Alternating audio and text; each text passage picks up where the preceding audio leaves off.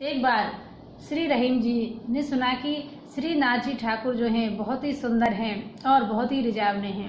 तो उनके दर्शन के लिए उनके अंदर चाह पैदा हुई कि मैं उनके दर्शन करूं।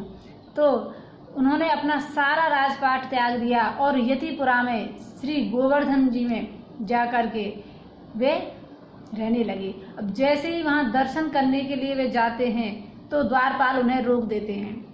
द्वारपाल उन्हें जब रोकते हैं तो वे मन ही मन बहुत झुंझलाते हैं कि इतनी दूर से मुझे बुलाया और मुझे मंदिर में प्रवेश भी नहीं करने दिया। अरे यदि दर्शन की चाह दी तो फिर मुझे ये म्लेच्छ शरीर क्यों दिया, और यदि म्लेच्छ शरीर दिया तो फिर दर्शन की चाह नहीं देनी चाहिए थी। इसलिए वे बहुत ही उदास हो गए क्योंकि उनको श्री ठाकुर जी के दर्शन नहीं हुए। जब श्री विट्ठलनाथ गोसाई जी को ये पता चला कि यहाँ पर एक अलमस्त फकीर आए हैं, क्योंकि वे प्रभु से रूठ करके गोविंद कुंड की एक छतरी है उसके नीचे जाकर बैठ गए।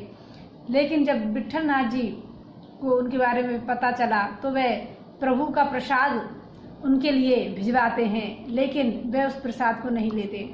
इतने में ठाकुर जी स्वयं उनके लिए प्रसाद लेकर आते हैं, लेकिन वे मान कर बैठते हैं और पीठ मोड़कर बैठ जाते हैं, भगवान की ओर देखते नहीं।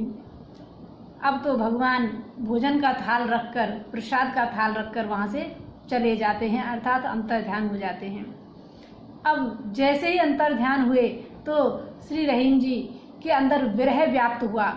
बहुत ही विरह में वे जलने लगे और इतना विरह उनको हुआ कि उनके अंदर से कुछ पद निकले और उन पद के माध्यम से प्रभु को मनाने लगे।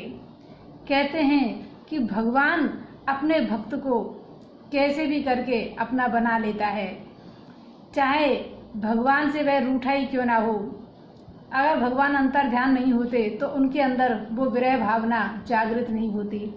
इसलिए कहते हैं कि संयोग से ज्यादा वियोग में प्रभु के दर्शन होते हैं। जय श्री कृष्ण।